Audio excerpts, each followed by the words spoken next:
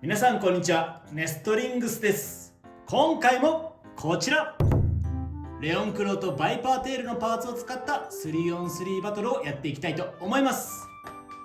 今回チョメマルがレオンクローを使います。そして私野水航がバイパーテールを使っていきます。それじゃあ早速やっていきましょう。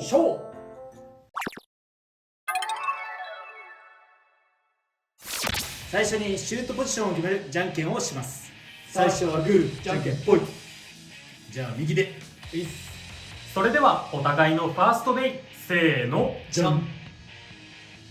バイパーテール 380HN レオンクロー 380LF。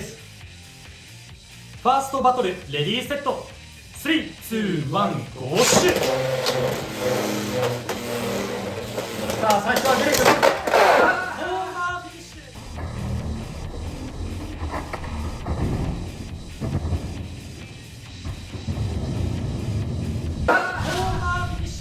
レオンクローに2ポイント。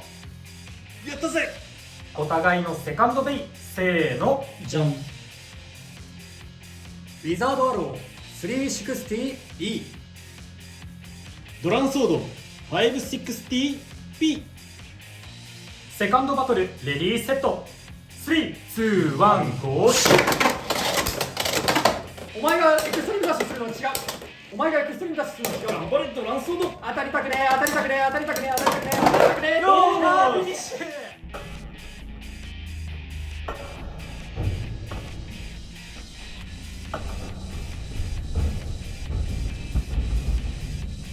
ローマーフィニッシュ。ドランソードに2ポイントということで 3on3 バトルの勝者はチョメマル。やったぜこれどうすればいいんだろうな。3on3 の勝敗は決まりましたが、最後までやっていきます。お互いのサードベイ、せーの、じゃん。ヘルズサイズ 580O シャークエッジ 360O。 サードバトルレディーセット、3、2、1、ゴーシュ。いやー本当は左側に入れたいんだけど、あんまりうまく左側今日入んねえ。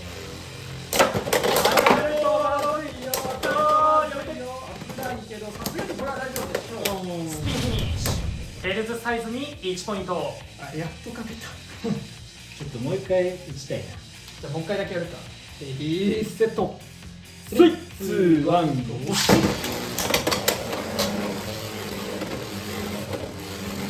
できるだけ当たりたくないからちょっと強めに回したいんだけど、言うて当たるよな。当たりたくない、当たりたくない。無理無理、怖い怖い怖い怖い怖い。そう、やっぱこうやって倒れてそのまま戻ってこない。怖い今の。やっぱなんかオーブ持久力射撃値といいんじゃないかな。そう、高くなるけど、でもなんか攻撃力は少なくなってるかなっていう感じですよね。それはあるね。どっちを取るかっていう感じ。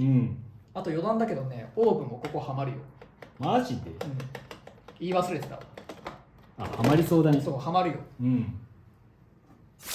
はい、というわけで 3on3 バトルやっていきましたが、いかがだったでしょうか。いやー、なんか今日はオーバーで負けてばっかで、もうこれに関してはね、正直もうちょっとシュート方法をもっと磨く以外のね選択肢がないんだよな。そうだね、自分もね最近シュート方法ちょっとどうしようかなってね考えてる。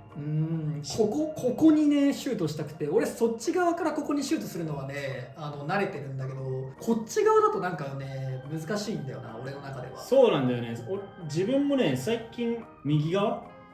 の方がシュートはしやすいかなって思ってきて。っていうかもうなんか右を選びたい欲が最近出てきちゃってて、その右側でばっか練習してるから。ああ、不利な方でね。そう、いやー本当にアタックを避けるっていう方法をちゃんとでも2戦目に関してはもう無理だよな。あそこまで避けた後にポーンって弾かれたらもうどうしようもなくねっていう、あれは運が悪かったで多分済ましていいと思うんだけどな。どうだろうね。初撃はやっぱねシュートテクニックも関係してくるけど、中盤終盤になってくるとね、やっぱそこまでベイコントロールできるかって言われると、ちょっとブレーダーの腕じゃどうしようもないとこも出てくるからね。最初の一発目だよね、コントロールができた。まあこの運っていうのはでもお互いあるからね。アタック側はアタックが当たんないっていう運の悪さがあって、ディフェンス側はアタック受けちゃうっていう運の悪さがあるから、別にこっちが一方的に不利を被ってるわけじゃないんだけど、とはなるな。ちょっとなんかこう自分の力量で改善できんかもしれんってなるとちょっとね。まあ一応今回ね、バイパーテールのコンセプト通りというか、黄色いバイパーテールかな、03のやつかなと同じカスタマイズの380に HN を履かせたっていうので、上から叩きつけるカスタマイズにはしてあるんだけど、まあその持久タイプというかバイパーテールの性能を十分に活かして遊ぶというかプレイするんだったら、このカスタマイズが今のところ自分の中では一番かなとは思ってる。だけどこれはね、俺が自分一人でやってる時に思ったことだから、もしかしたら違うかもしれないんだけど、バイパーテール結構飛ぶんだよ。飛ぶっていうのは自分からぶつかっても自分が飛んでくし、その持久系のカスタマイズでやってると、でしかも結構なんか重い割に宙に浮く。重心高いのがやっぱ影響してくるんかな、そういうとこも。分かんないんだけど、すごい飛ばされるなっていう印象があって、俺がアタックカスタマイズしてないのはそれが原因なんだよね。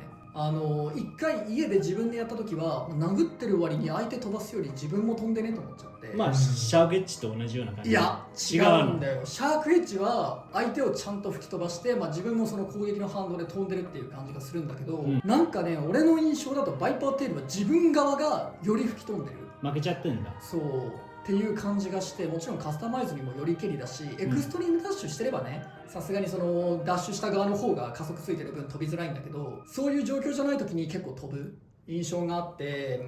安定はしないなと思った。こいつのね、ブレードの上から当たってね、こうスマッシュまで下に下げるっていう特徴なんですが、このブレードの部分がしてるんですよ。これ1箇所だけじゃなくてここもね、なのでここで当たるのさすがに弱くないと思って。チョメマルはね、レオンクロー勝ったんだけど、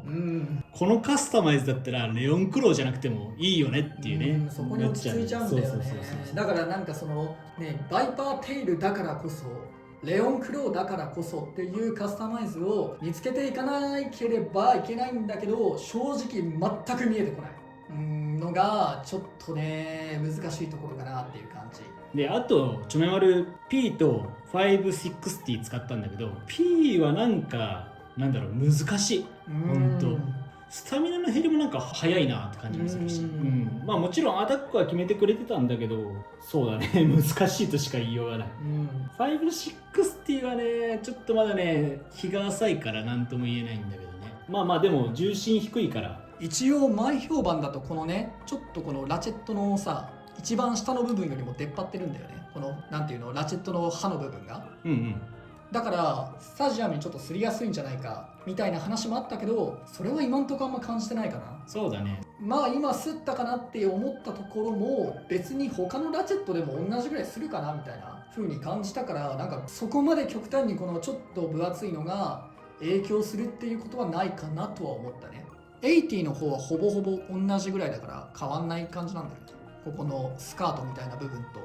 ほぼ同じ高さだから別に出っ張ってはないんだよね。まあこの80も正直そんなになんかめちゃめちゃするみたいな、そういうイメージはないかな。まあただシャークエッジが出てきてから80使うのちょっと怖くなった印象はあるんだけど、今回ね560が出たことによって、3on3 デッキ全部60で組めるようになったから、それはそのなんていうんだろう、560の性能がどうのこうのじゃなくて 3on3 デッキ全部60にできるよっていうのはいいとこかなと思ったね。そうだね、逆に80もね、3つになったから。あとでもね、今回のパースの中でオーブはやっぱ強いなと思ったね。そうだね、自分もシャークエッジに今履かしてるけど結構いいかなと思ってる。攻撃力っていう面ではやっぱり下がっちゃう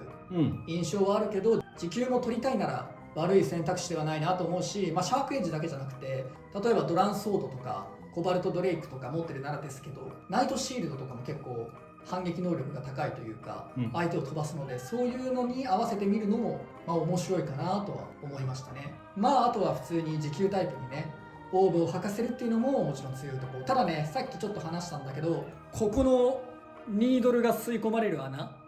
この穴にオーブもはまるから、それだけはちょっと注意だね。そうだね、ここはまると本当もう取り返しつかないからね。終わりです、勝ち目がもうなくなっちゃうから、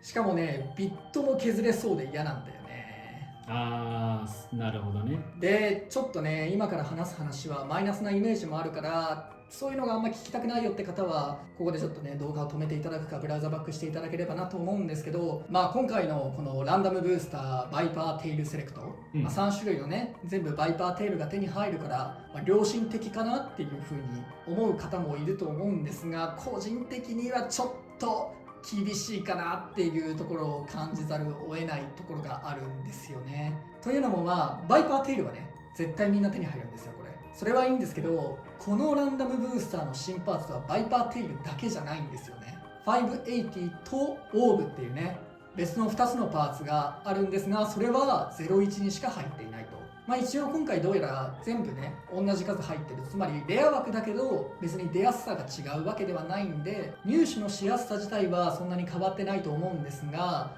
今回実はランダムブースター買った中で01を当てたのは僕だけなんですよね。そう、タカラトミーモールで2つ、俺は2個だけ買ったんだけど、2個とも黄色いバイパーテイルだったな。チョメマルも2個買ったんだけど黄色いバイパーテールだったな。そして私は2個買って両方とも01のバイパーテール新しいパーツ全部入ってたやつということで、ちょっと偏りもね。そう、今回ねもしかしたらタカラトミーモールで2個買った人は同じのが届いてる可能性ちょっと高いんじゃないかなって思うね。そしてね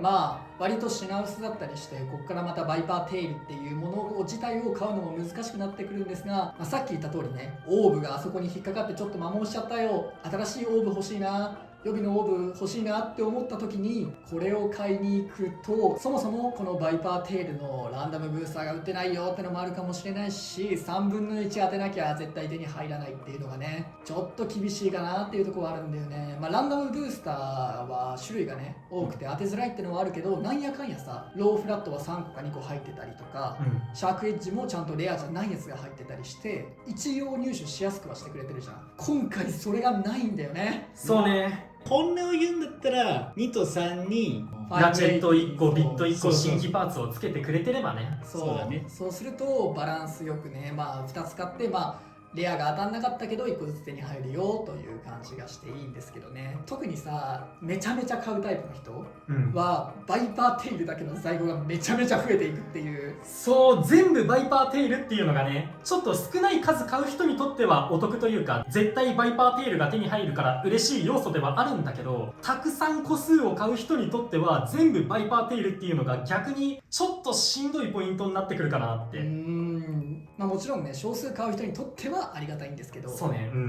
ちょっとねやっぱりこの新パーツの入手経路が少ないっていうのは個人的にはもうちょっと緩和してほしいかなっていうところはありますね。そうだね。次のセット対戦セットでしたっけ、 3on3 セットみたいなのが来月に発売するんで、もしそこに入ってたらいいなとは思うんですけど、優しくしてもらえるとありがたいかなっていう感じはしましたね。特にオーブ結構強そうっていうのもあってね、で580もね80の新しいパーツはここでしか手に入らないんで、ちょっと気になっちゃったのでマイナスなイメージですけど、ちょっとねもうちょっと入手難度が優しくなってくれると、特にやっぱりブレードよりもどっちかというとラチェットとビットの方がね早めに摩耗すると思うんで、